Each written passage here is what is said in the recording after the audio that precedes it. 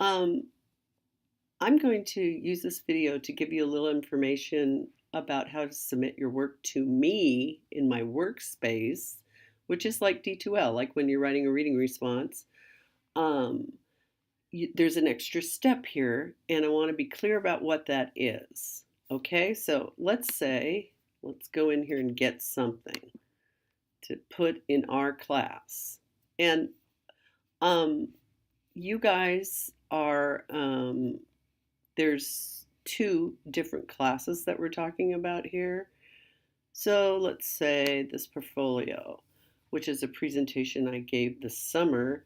Um, so let's say that I want to share this with um, our class. I'm a student. This is my portfolio. I'm sharing it.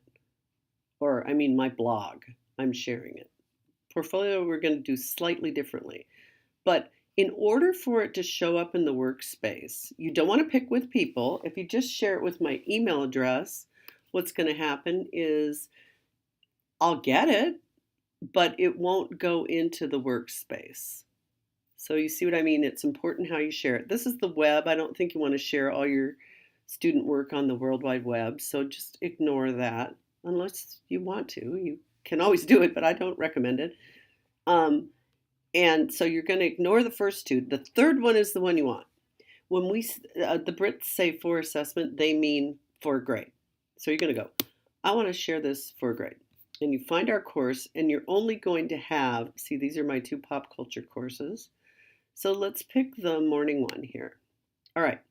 So we've said, okay, we want to go to this particular course, and you're only going to have one, maybe two courses in PebblePad. Then you have this terms of usage, which is basically telling you that it's going into a locked down workspace, what they call a workspace, in PebblePad, in the Atlas business side of PebblePad. And there it's going to be graded and looked at and all that kind of stuff, what the Brits call assessment.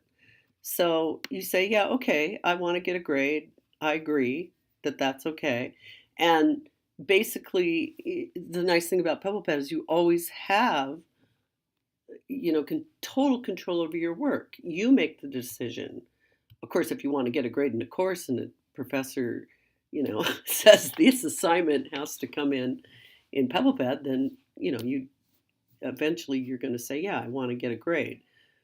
But you always have the choice. That's what this is all about, is like it's in your control. If you don't do it, you don't get the grade. That's a choice you make. But if you want to get a grade, you say share for assessment, right? Okay, so let me show you what happens. So we go to our core, the Atlas side, right? And here's our, whoa, there it is. There it is. The course that we just submitted it to is this one.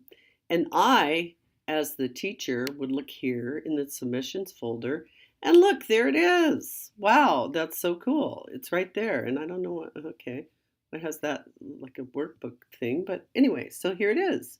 So the professor can now open it up, look at it and say, wow, what's going on here? What are people doing? Blah, blah, blah. This is me telling people, this was an international conference of e-portfolios, and I'm telling them what we're doing. So anyway, you go back. So there it is. And I can write in there and make comments and say stuff about it, right? Okay, the other thing we're doing in the class, the e-portfolio.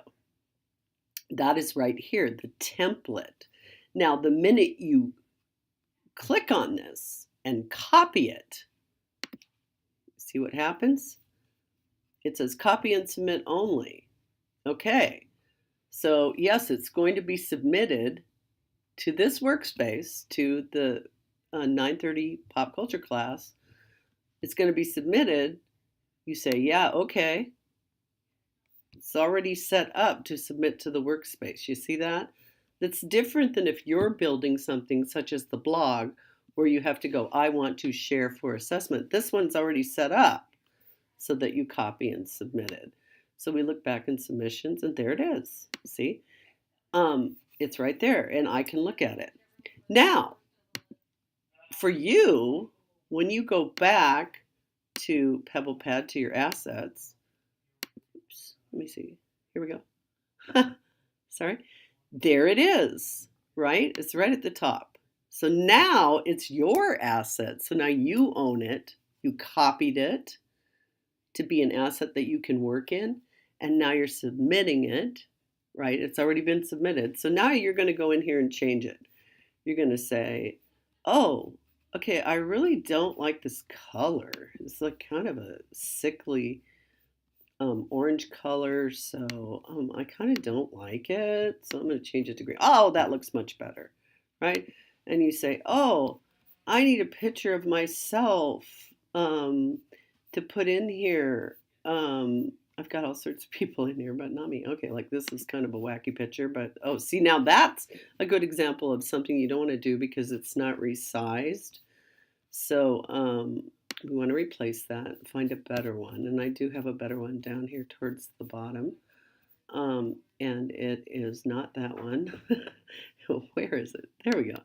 It's kind of squirrely, but it'll do. So here's a picture of me, and I'm asking you to maybe put a picture of you on the welcome page. That's what this page is. And then follow these prompts, right? So we can all get to know you. When you're done doing that, you're going to erase all the prompts and this stuff, right? And don't worry about the rest of the portfolio right now. We're not working on that. But the welcome page you can start working on, building it out, saying what it is, right? And that's all for now. I hope that was clear.